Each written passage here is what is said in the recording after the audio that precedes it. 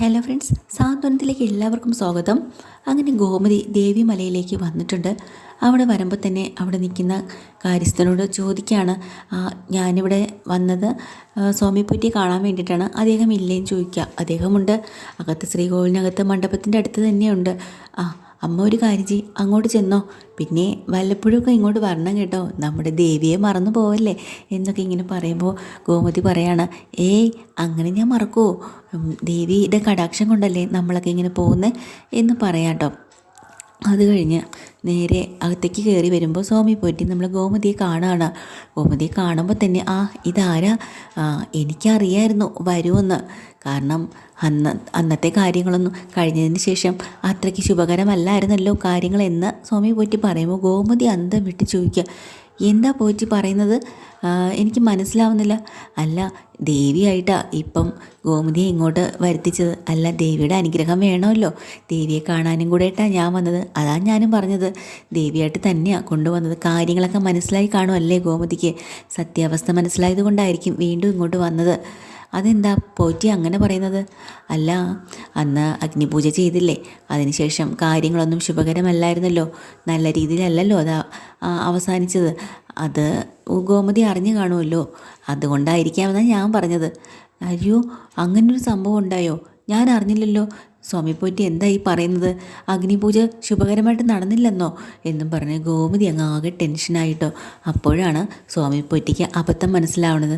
എൻ്റെ ഭഗവതി, ഞാൻ പറഞ്ഞത് അബദ്ധമായി പോയോ, ഗോമതി ശരിക്കും ഒന്നും അറിഞ്ഞിട്ടല്ലേ ഇവിടെ വന്നത്, ഇനിയിപ്പോൾ എന്താ ചെയ്യുക, എന്തായാലും ഇതൊരു നിമിത്തമായിരിക്കാം, ഗോമതി എല്ലാം അറിയണമെന്ന് ദേവി വിചാരിക്കുന്നുണ്ടാവാം, അതുകൊണ്ടാവാം ഇപ്പം വന്നതും അറിഞ്ഞതും. സ്വാമി പോറ്റി തെളിച്ച് പറയൂ, എന്താ കാര്യം നടന്നത്, എനിക്കൊന്നും മനസ്സിലാവുന്നില്ല.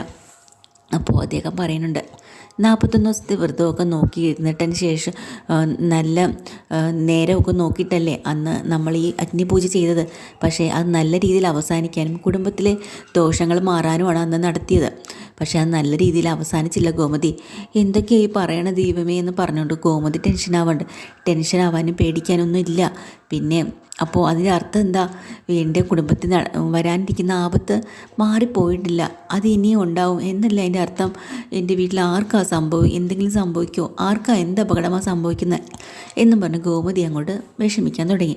അപ്പോൾ സ്വാമി പോറ്റി പറയുന്നുണ്ട്, ഒന്നുകൊണ്ടും പേടിക്കണ്ട, ധൈര്യമായിട്ടിരിക്കുമോ, ഭഗവതി കൂടെ ഇല്ലേ, പിന്നെ കാര്യങ്ങളൊക്കെ അറിഞ്ഞോന്ന് കരുതിയിട്ടാണ് ഞാൻ ഈ സത്യങ്ങളൊക്കെ തുറന്നു പറഞ്ഞത് കേട്ടോ, സാരമില്ല, ഇനിയിപ്പോൾ എന്തായാലും അറിഞ്ഞു കഴിഞ്ഞില്ലേ. പിന്നെ അന്നത്തെ ആ പൂജ ശുഭകരമല്ലാത്തത് കൊണ്ട് തന്നെ ഇനി നമുക്കൊന്നും ചെയ്യാൻ കഴിയില്ല. അയ്യോ, അങ്ങനെയാണെങ്കിലേ ആ അഗ്നിപൂജ ഒന്നുകൂടെ ഞാൻ ചെയ്താലോ എന്ന് വീണ്ടും ചോദിക്കുകയാണ് കേട്ടോ. അങ്ങനെ ചെയ്യാൻ കഴിയില്ല ഗോമതി, ഇനി ചെയ്യണമെങ്കിൽ 41 ദിവസം കഴിയണം. 41 ദിവസത്തിന് ശേഷം മാത്രമേ വീണ്ടും വ്രതം എടുത്ത് നമുക്കത് ചെയ്യാൻ പറ്റുള്ളൂ, പെട്ടെന്ന് നമുക്കത് ചെയ്യാനും കഴിയില്ല എന്ന് പറയാണ്ട് ഗോമതിയോട്. ഗോമതിയാണെങ്കിൽ ഇതൊക്കെ കേട്ട് ആകെ തളർന്ന് വല്ലാത്തൊരവസ്ഥയിലായിപ്പോയി. കാരണം എല്ലാം ക്ലിയറായി എന്ന് പറഞ്ഞ് സമാധാനത്തിൽ ജീവിച്ച് വരുമായിരുന്നല്ലോ. അപ്പോഴാണ് വീണ്ടും അടുത്തൊരു ഷോക്ക്.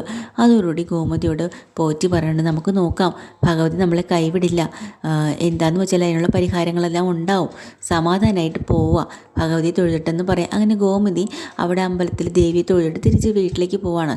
ഈ സമയത്ത് നമ്മുടെ സുകന്യാണെങ്കിൽ ഓടിച്ചെന്ന് ഡ്രസ്സൊക്കെ മാറി ഷോപ്പിങ്ങിന് പോകാൻ വേണ്ടി ഇറങ്ങി വരുവാണ്.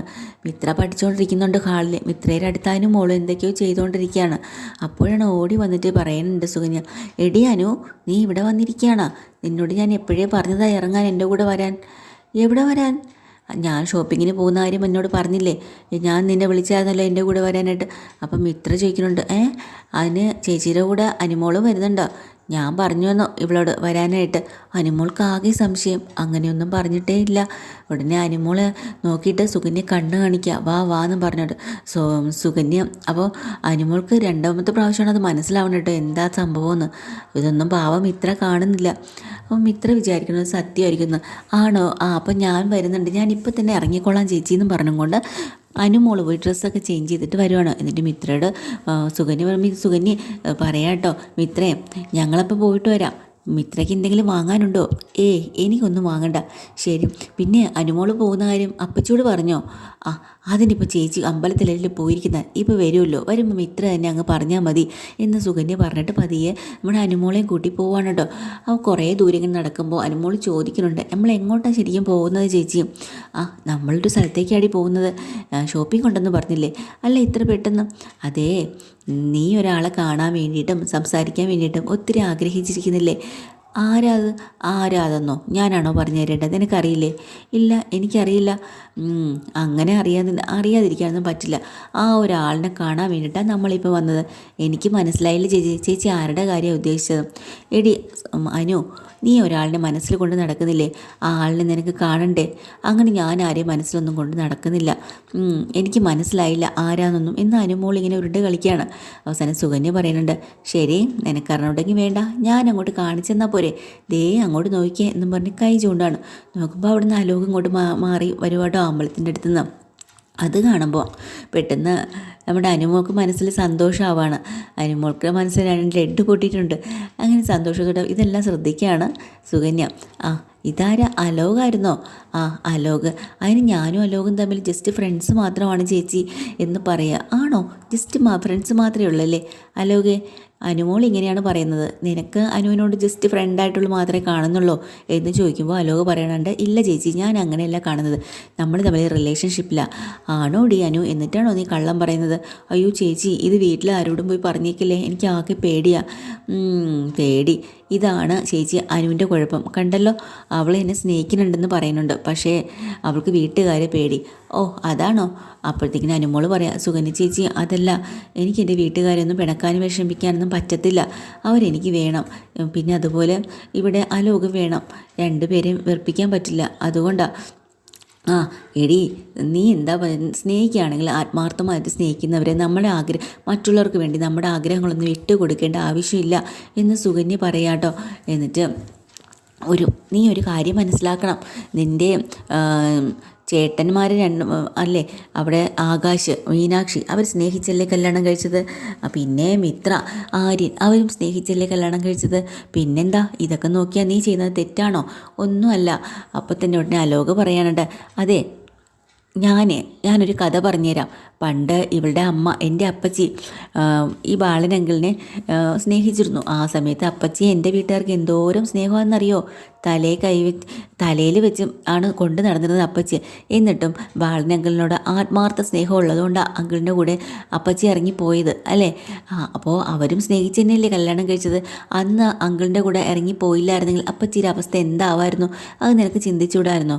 അപ്പോൾ ഉടനെ തന്നെ സുകന്യ പറഞ്ഞു കൊടുക്കുന്നുണ്ട്, അത് ശരിയാണ്, അതാണ് ഞാൻ പറഞ്ഞത്, നമ്മുടെ ആഗ്രഹങ്ങൾ എത്രയും തീവ്രമായിരിക്കുമ്പോൾ മറ്റുള്ളവർക്ക് വേണ്ടി അത് വിട്ടുകൊടുത്താൽ നമ്മുടെ ഭാവി തന്നെയടി പോകുന്നത്. അതുകൊണ്ട് നിനക്ക് അലോകിനെ ഇഷ്ടമാണെങ്കിൽ നിൻ്റെ പൂർണ്ണമായിട്ടുള്ള എല്ലാ സപ്പോർട്ടും ഞാൻ നിനക്ക് തരാം, നീ പേടിക്കേണ്ട ആവശ്യമൊന്നുമില്ല. അത് കേൾക്കുമ്പോഴത്തേക്കും പെട്ടെന്ന് അനുമോൾക്ക് മനസ്സിന് സന്തോഷമാവുന്നുണ്ട്. ആണോ സുകന്യ ചേച്ചി, എനിക്ക് സപ്പോർട്ട് തരൂ? പിന്നെന്താ, ഞാൻ സപ്പോർട്ട് തരും നിനക്ക്, ഞാൻ നിൻ്റെ കൂടെ ഉണ്ടാവും. നിങ്ങൾ ധൈര്യമായിട്ട് മനസ്സ് തുറന്ന് സ്നേഹിക്കുക പിള്ളേരെ.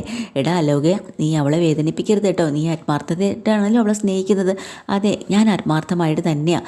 അപ്പോൾ നിനക്കോ എനിക്കും അലോകില്ലാതെ ജീവിക്കാൻ പറ്റില്ല ചേച്ചി എന്ന് പറയാട്ടോ അനുമോള്. അത് ശരി, എന്നിട്ടാണല്ലേ നിങ്ങൾ തമ്മിലൊരു ബന്ധമില്ല എന്നൊക്കെ നീ പറഞ്ഞത്? നീ ഒന്നുകൊണ്ടും പേടിക്കണ്ട, ധൈര്യമായിട്ട് നീ അവനെ സ്നേഹിച്ചോ. എന്നിട്ട് അലോകനെ നോക്കി കണ്ണ് കാണിക്കുകയാണ് കേട്ടോ സുകന്യ. എന്നിട്ട് പറയുന്നുണ്ട്, നീ അങ്ങോട്ട് പോവാൻ എന്ന് വെച്ചാൽ അടുത്തേക്ക് പോയി സംസാരിക്കാനുണ്ട്. ഇനിയിപ്പോൾ ഒരു കാര്യം ചെയ്യാം, എന്തായാലും നീ ഒന്നും കൊണ്ട് പേടിക്കേണ്ട അനുമോളെ, നിനക്ക് അലോകിന് വേണ്ടിയിട്ടുള്ള എല്ലാ സപ്പോർട്ടും ഞാൻ തരാം, ഞാൻ നിൻ്റെ കൂടെ തന്നെ ഉണ്ടാവും. നിങ്ങൾ 2 പേരും കൂടെ ഒന്ന് മനസ്സ് തുറന്ന് സംസാരിക്കുക, ഞാൻ അങ്ങോട്ട് മാറി നിൽക്കാം എന്നും പറഞ്ഞ് അനുമോളെയും അലോകിനെയും കൂടെ അവിടെ ഒറ്റയ്ക്ക് നിർത്തിയിട്ട് ആ സുകന്യ അങ്ങോട്ട് മാറി നിൽക്കുകയാണ് കേട്ടോ. അപ്പോൾ ഈ സമയത്ത് നമ്മുടെ ഗോമതി ആകെ ടെൻഷൻ പിടിച്ച് നേരെ വീട്ടിലേക്ക് വന്ന് കയറുന്നുണ്ട്. കയറിയ പാടെ തന്നെ ഒരു ബോധാവസ്ഥയിൽ ഇങ്ങനെ നിൽക്കുമ്പോൾ മിത്ര വന്ന് ചോദിക്കുന്നുണ്ട്, അപ്പച്ചി വന്നായിരുന്നോ? ഇത്ര നേരത്തെയോ? അമ്പലത്തിൽ നേരത്തെ എന്നല്ല, ഇത്ര ലേറ്റായി, അമ്പലത്തിൽ തിരക്കായിരുന്നോ എന്നൊക്കെ ചോദിക്കുകയാണ്. അപ്പോൾ ഗോമതിക്കൊന്നും മിണ്ടാട്ടല്ല. എന്താ അപ്പച്ചി മിണ്ടാതെ നിൽക്കുന്നേ? എന്താ ഒരു ടെൻഷൻ പോലെ?